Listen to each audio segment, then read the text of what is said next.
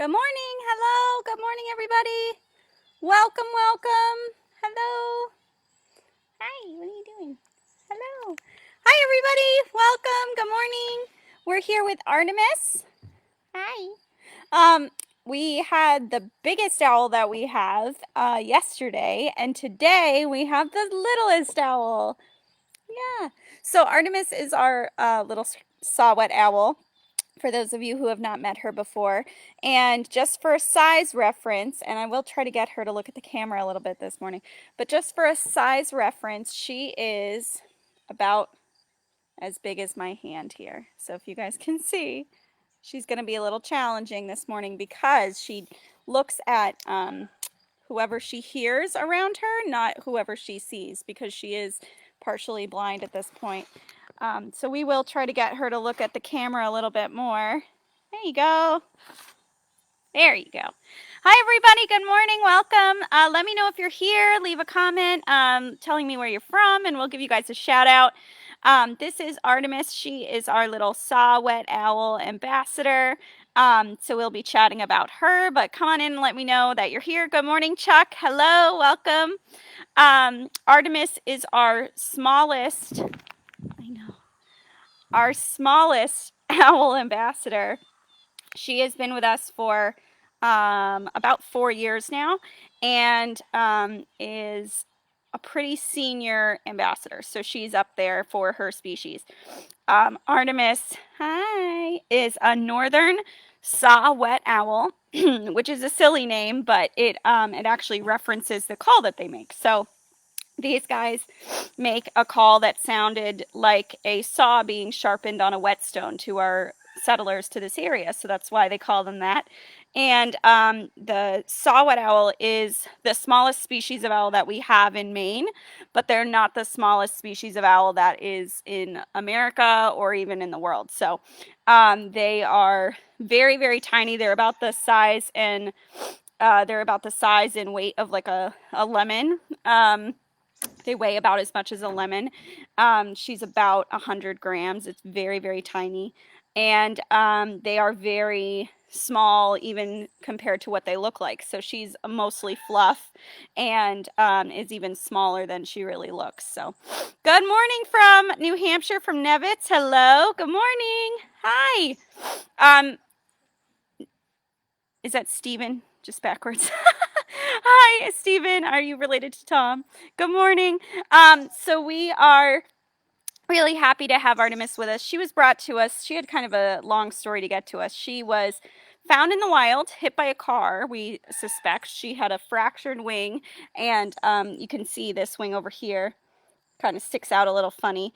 And she had a fractured humerus. So the humerus is the long bone in the arm, this bone right here.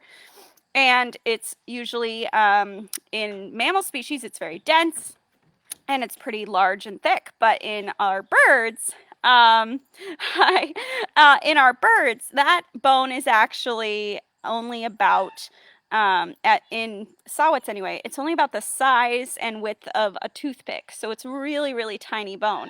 And in all birds, they are actually hollow boned. So those long bones in their bodies, like their humerus, like their femur, those are usually hollow to allow them to stay light enough to fly. So it's saving on weight. So that bone in Artemis was actually fractured in her injury. She was brought down to Tufts Wildlife Clinic in Grafton, Mass. We work with them a lot. They do a lot of tests for us. They have an amazing facility. And they are so great at wildlife surgeries down there. They were actually able to take that tiny, tiny little bone and pin it together and help it to heal. So she was with Tufts for about a year and a half, healing. She also lost some feathers during the surgery, so she doesn't have the right growth in that area for feathers anymore. So after her fracture had healed, they were trying to get her to be releasable again. She can still move her wing, but she's just not able to get up off the ground. So after being with them for about a year and a half, they transferred her to us, and she's been with us as a non-releasable ambassador ever since. So they kind of did their best to figure out a way to see if she could be releasable. Good morning, Rebecca in Plymouth and Xander. Oh, that's so cool. Hello. Good morning, Priscilla. Hello from Winthrop, Maine. Hello, Teresa in New Jersey.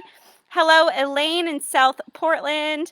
Oh, thank you so much. You're so sweet, Elaine. Good morning, John in South Berwick. So close. Hi, everybody. Good morning. Yes, Artemis is super cute. She is definitely a sweetie pie.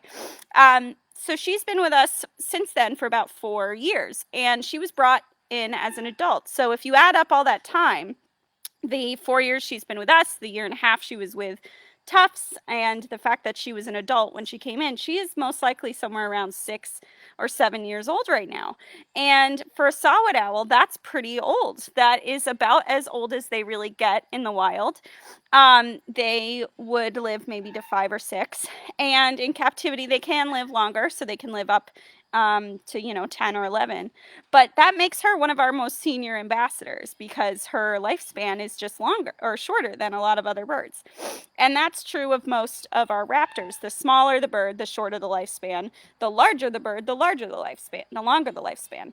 So Artemis here in the wild will live to be 5 or 6, and a great horned owl like Gaia from yesterday would live to be about she could live to be 30 in the wild. So it's really, really cool. Good morning, Kim. Hello, welcome. Hi. So Artemis is a senior bird, and because of her advanced age, she actually started to lose her vision. She we noticed was flying into things. She didn't seem to be able to get around her enclosure as well anymore. She also was having trouble thermoregulating, so basically keeping herself warm. Birds, like mammals, are warm-blooded animals, so they use the energy from the food that they eat to keep themselves warm, and they're usually really efficient at this. And saw-whet owls are from Maine. They're from Canada. They're supposed to live here all winter long. Some of them will migrate south, but a lot of them don't. They stay here in the winters, so they should be able to deal with the temperatures that we have here in the winter. And we've had a couple mild winters in a row.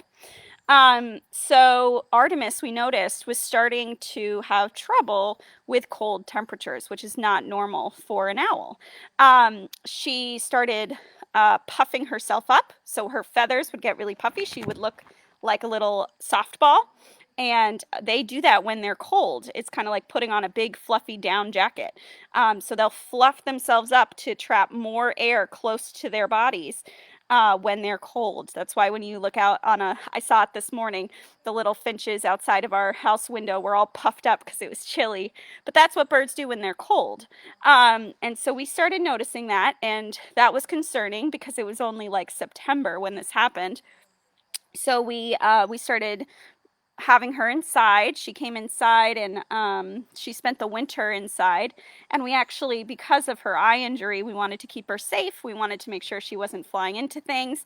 And so we built her this really silly little enclosure, but it works. It works for her really well. So we basically built her a tent. We had a viewer who called it a tent, and I love that term for it because it's very accurate. Basically what it is a PVC frame, a rectangle, a big rectangle, and I can fit in it. So it's pretty big. And then we just took mesh, cloth mesh, and sewed around the frame, and it has a zipper, and she lives in that now inside of her outdoor enclosure because we just don't want her to hit the wall or hit anything. We put branches in there so she can perch. We make sure that she's comfortable and gets around okay in there. But she actually does really well, and she seems to be happy in there. She's not flying into anything. She's actually figured out how to climb the mesh, so she's doing good. But because of that, if you ever visited the center and seen her enclosure, there's this giant white mesh tent in there, and it looks really silly. But that's just the extent we go through for our senior ambassadors. Between her and Gracie, we've come up with some pretty interesting contraptions to keep them safe and happy. But it works. She isn't hitting anything anymore. We actually have a veterinary ophthalmologist who comes and looks at everybody's eyesight. Eye issues are really common in owls and in birds in captivity. So we have a vet come and check them out, and her eyes look much better now than they did back, a year and a half ago. So we're really happy with that. And she shows no sign of really slowing down.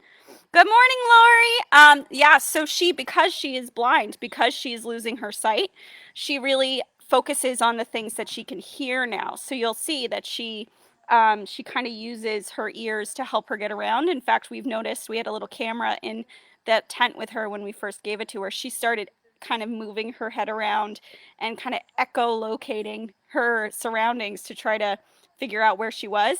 So she does that now. And then whenever she's on a program, she'll just look at the person that's making the most noise next to her, which is usually me. So she tends to just stare at the camera, but she will turn her head to, hear sounds around her. She can see light and dark, most likely. She can see shapes, so she can still see somewhat, but she is really going mostly on her hearing. And owls have fantastic hearing. Their eyesight gets a lot of press, but they actually have fantastic hearing in the wild, and they use it to hunt. They use their hearing a lot more than their eyesight to help them to hunt. They can see really well in low light conditions, but they can hear exceptionally well. And these guys, their hearing is very, very important for their survival. Good morning, Teresa. Hello. And they're usually found in a little nest cavity in a tree. I know, Katie, it's really amazing how she's managed to get around. I love the climbing of the mesh to get around her enclosure. I think that's so smart. And they do climb trees a lot when they're young, but it was just fascinating to watch. So in the wild, these guys would normally be found in a little nest cavity in a tree, a hole that's pecked there by a woodpecker or that's been rotted out. And that's a perfect little home for a saw-whet owl. And we always tell people, whenever you can, leave up those dead tree snags that have all those beautiful holes in them, because they're amazing homes for lots of different species of birds, not just owls. And these guys would normally sit at night on a branch about midway through the tree. They're not all the way up in the canopy. Honey, hi. They're not all the way up in the canopy like other owls. They're going to stay pretty low to the ground because they're so small, and they are still hunting for mammals, small mammals like mice and moles and things.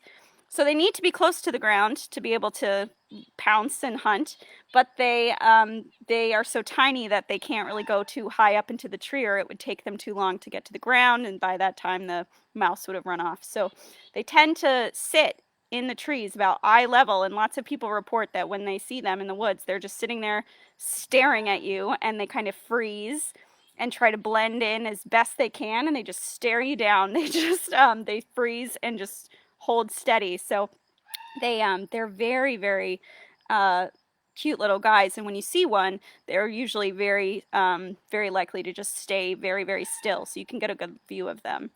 They are one of the birds that one of the owl species that is a little bit more studied because they like to fly lower and live at lower levels in the canopy.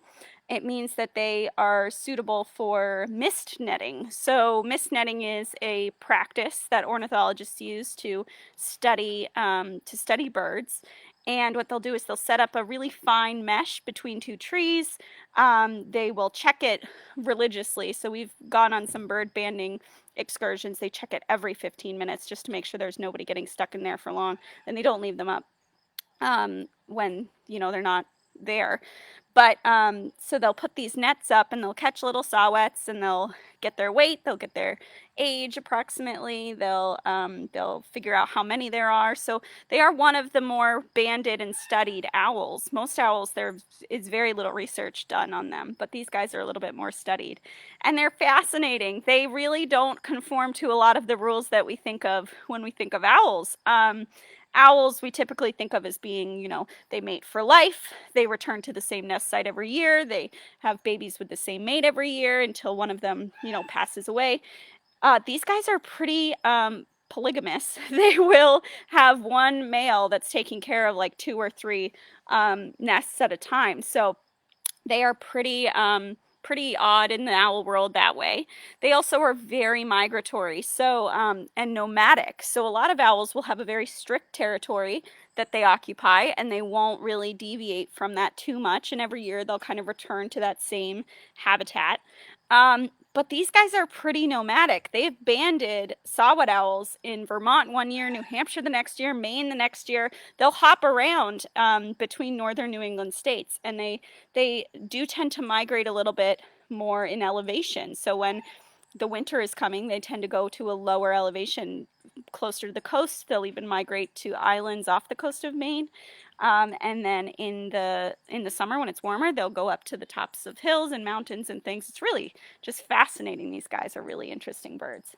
Yeah. Thank you guys so much. I know I've been talking about a lot of um, their cool features for a long time. If you have any questions that I haven't answered, please let me know. They are incredible birds and very, very feisty and very strong for their size. So there's a lot about saw-whets that we still don't know, and they're just really interesting. So please let me know if you have any questions. I always love hearing what you guys are thinking about when you see these friends. And as always, there's a donate button on all of our videos. We really, really appreciate the support. You guys are amazing and have made it possible for us to continue with our work through the pandemic and through everything that's been going on. So thank you so, so much. But yeah, if you have any questions, please let me know. I'm more than happy to answer them. Katie, is she ever vocal? I have never heard her make any sounds. They usually are not too vocal during the day anyway. They're a very strictly nocturnal bird because they are a very small species of bird, and not a lot of people know this, but owls will prey on smaller species of owls. So a great horned will eat, a barred owl will eat a little screech owl. So these guys are very likely to be prey to other species. So they are going to be as, as hidden as possible. They're going to really rely on the cover of darkness to keep themselves safe. And that means that their call is also very, very quiet. They're not trying to advertise their location to anybody except a potential mate or their mates. So what they'll do is kind of at the beginning of the evening, like when the sun goes down, they'll go out and start doing a little saw-whet pip, and it really does sound just like a little backup car alarm. They go beep, beep, beep, beep. It's very quiet. It's very nondescript. You wouldn't really know what you were hearing. But I hear that I saw that one of you guys actually got to hear one. That's really cool. So I've heard them around here, and I've heard them in the woods around here. But I've never heard her make any noise. Like with the barred owls, they're very vocal and chatty, and I can tell, Byron will call, and then a wild one will call, and they'll go back and forth. But I've never heard her do that. And that's not to say that she hasn't, that she, isn't chatting with wild saw-whets out there at night, but I've just never heard it from her. So can you look at the camera? I know.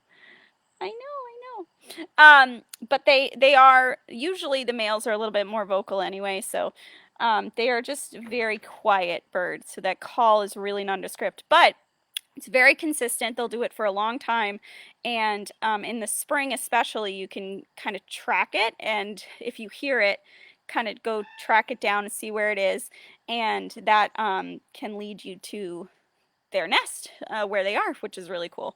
And they'll freeze and try to convince you that they're a piece of a tree, and they do a really good job of camouflaging themselves. So Artemis is molted a little bit later than some of our other ambassadors. Her face is actually growing in new feathers. It's kind of, you can't really tell on camera, and she does still look very beautiful, but she has lost some of the feathers behind her facial disc. So this circle of feathers around her face is her facial disc, and that helps with her hearing as well. She can hear really well with those facial discs. It supports her ears. Thank you, Katie. Oh, you're so sweet. I talk about it every day, so it sticks in there. But these guys use that facial disc to help them to hunt. So it's kind of like a satellite dish on their face, and it tunes into sounds that they're hearing on the ground or up above. Saw-whet owls also have offset ears, so their ears are kind of diagonal from each other. One will be up here towards the tip of our ear, and then one will be down here at where our earlobe is, and that will that kind of helps them to figure out even more where sound is coming from. So if they hear something coming from up here, they know to look this way. If they hear something coming from down below, they know to look down. It's really drastic. If you look at the skull of a saw-whet owl, it's like totally dramatic and very obvious. It's really, really fascinating. Hi. We've been trying to, we, Kristen Brewster does a lot of the displays in our educational kits, and we do try to save anything that comes through if it passes away. Um, we try to save wings and talons and skulls from those animals so that they can kind of teach even after death. And so we've been trying for a long time. We don't get many saw-whets in. They, I think, are just a little bit less common in our woods here. But when we do get them in, we've tried to get um, skulls from them if they pass away, and they're so fragile and small and delicate. It's really, really challenging. But we want to be able to show off that dramatic ear difference. But we just don't get many saw-whets, which isn't a bad thing. It just means that they're not as common around here. But it also means they're not getting hit by cars around here, so that's good. Um, Oh, Rebecca, I'm so glad that you learned that from here. Yeah, it's really it's you would never know that it's a bird or like an owl unless you looked it up or like had learned that. It's so quiet. It's so like consistent. It sounds like it might be like a bug or a frog or something, but it's really an owl, and they go beep, beep, beep, beep, beep for hours. They can do it for a long time. And they're usually, either advertising their location to their mates so that the mates can come and look at a nest site that they've picked out, or they will go to the edge of their territory that they're occupying and kind of make sure that all the other saw-whets know, hey, this is my space. So those are some of the reasons that they would do that call, but it's so interesting the way that it sounds. And saw-whet owls, that name comes from the sound of a saw being sharpened on a whetstone, that repetitive squeaking. Um, but that really is, not something that most of us have heard, but we've all heard like a backup car alarm. So that's why it just sounds just like it. It's really nutty.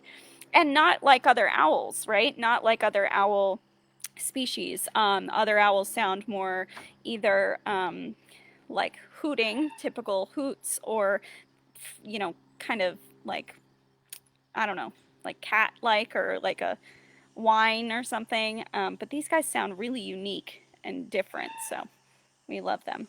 Hi. I mentioned at the beginning that they are not the smallest owl species that lives in America. They are the smallest that lives in Maine. But in America, in the Sonoran Desert out west, we actually have another smaller species of owl that is called an elf owl because they're so tiny, and they actually live in holes in cacti. So in the desert, there are birds that go around and peck at cactuses to get to the water inside, and they create these nice little holes, and then the cactus will kind of seal that off and callus that, and then the little owls will come by and use that as a nest. So another cavity nester, just not in a tree, in a cactus. It's so cool. And they're really, really tiny. They're like this big, so even smaller than Artemis. And they are so small that they can just, get right in past the spines on the cactus. But they're the smallest owl in the world. And they're even smaller than Little Miss here. I know, you're so tiny. And again, she weighs about as much as like a lemon, so not a lot. And she's about that big too. So you're so cute. Yes, you are. I know, you're so sweet. But she is molting. She has lost some of the feathers around her neck. So like back here, you can kind of see it's a little thin. But oh, that's so sweet, Katie. I think it's so cool. Yeah. Um, yeah, so she's got some feathers missing, but they're growing in. With her enclosure is all covered in fluff. She's molting a lot slower than some of the other birds. So it's been interesting to watch their progressions through molts over the years. Because Lucy and the barred owls lose their feathers like poof, they just all at once. It takes maybe a month. But Artemis has been losing, like she lost her primaries pretty early in the summer. She lost these long feathers on her wings pretty early. And she started losing some of the ones around her body. And now that she's up to her head. And it's been taking a while. So it's interesting. I know, I know, I know. Hello. Thank you guys so much for watching. Please let me know if you have any other questions. I'm happy to answer them. And as always, there's a donation button on our videos, and we really appreciate that. I also have really exciting news. So after yesterday's morning meeting, I went and I checked the log for open house because I wanted to see how many tickets we'd sold. We're almost like over halfway sold out already. It's amazing. So we launched that last week and we're already almost sold out. So if you're interested in joining us for open house, it's going to be a very COVID friendly event. It's going to be all outdoors.